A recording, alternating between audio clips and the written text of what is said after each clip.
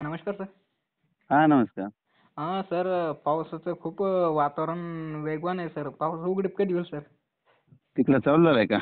हां, तुम्ही सांगितलं होतं त्याप्रमाणे खूप जास्त पडू लागला साहेब इकडे जालना असो किंवा छत्रपती संभाजीनगर आमच्या हा, मराठवाड्यामध्ये. मला म्हणलं आता काय का, आता 30 आणि 31 तारखेला उद्या 30 आणि 31 जुलै. थोडं सूर्यदर्शन होईल राज्यात थोडं थोडं. हो का?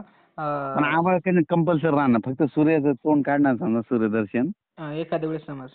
हा, आणि थोडं उघडेल तर तितक्यात फवारण्या करून काय शेतीची कामे करून घ्या.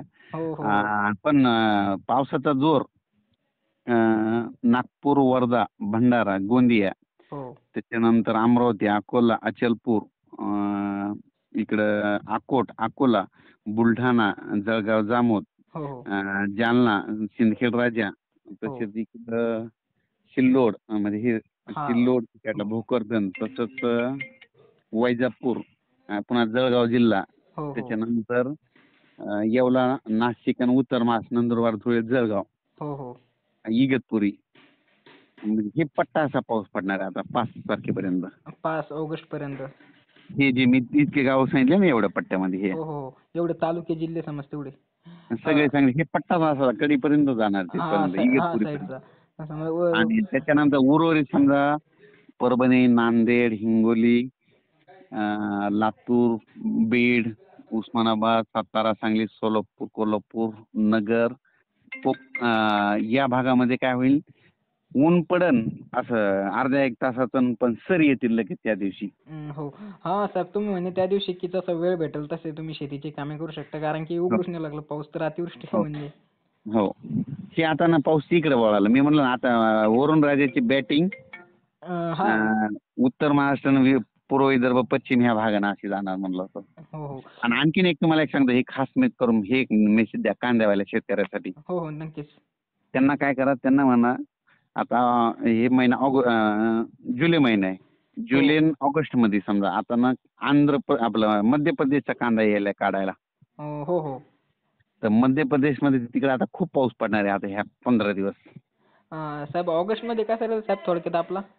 आपल्याकडे नाही, मध्य प्रदेशमध्ये जास्त राहणार हो आहे. का? तर मग हां. ते हे हे एक सगळ्यात महत्वाचा पॉईंट आहे. मध्य हं. प्रदेशमध्ये पाऊस झाला की तिकडला नेमका कांदा येणार आहे काढायला, तर त्यांचं कांद्याचं नुकसान होणार आहे. हो हो. नाही आता तर बऱ्याच. आपल्या शेतकऱ्याला फायदा होणार. आणि आणखीन एक प्लस पॉईंट सांगतो, आता 20 ऑगस्ट नंतर बरं का, हो 20 हो. 20 ऑगस्ट ते सप्टेंबरमध्ये आंध्र प्रदेश, कर्नाटक, तामिळनाडू तिकडं पाऊस जर झाला की हो. तिकडला नेमका कांदा काढायला येतं की त्यांचं नुकसान झालं की आपल्या कांद्याचा भाव वाढतोय. हां. हे बरोबर सगळ्यात बरोबर. सोपं गणित लक्षात घ्यायचं, हे कांद्या निसर्गात. कांद्याच्या शेतकऱ्यांसाठी खूप महत्त्वाची बातमी समज.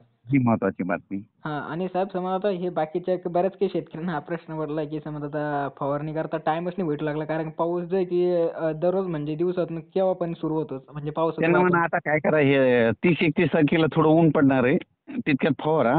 आणि 1 तारखेनंतर पुन्हा विदर्भातून पुन्हा पाऊस येणार आहे. म्हणजे 1 पासून 5 तारखेपर्यंत विदर्भाकडून इकडं मराठवाडा, पश्चिम महाराष्ट्र समज. हो, येणार आहे पाऊस. आणि ते असंच इकडे याच्याकडे जाणार, उत्तर महाराष्ट्राकडे जाणार आहे. हो. आणि ते साहेब तिकडे गेल्याच्या नंतर काय होतंय की मग इकडे महाराष्ट्रात रिमझिम चालू होणार. हो. 5 ऑगस्ट नंतर कसं राहील साहेब थोडक्यात पुढं? 5 त्यानंतर मग ऊन पडेल थोडं. म्हणजे पण शेतकऱ्यांना. ऊन पडेल, पण काय होईल, राज्यातला पाऊस एकदम बंदच होणार नाही समजा असा. म्हणजे मग चालूच राहील समज भाग बदलत. कुठे ना कुठे चालूच राहणार समजा. हां, भाग बदलत समज. हो. हो. ते काय होईल, विभागवाही चालू राहील. मग ते पाऊस राहील एक आपलं इकडे विदर्भातच चालू राहील जास्त हो. करून.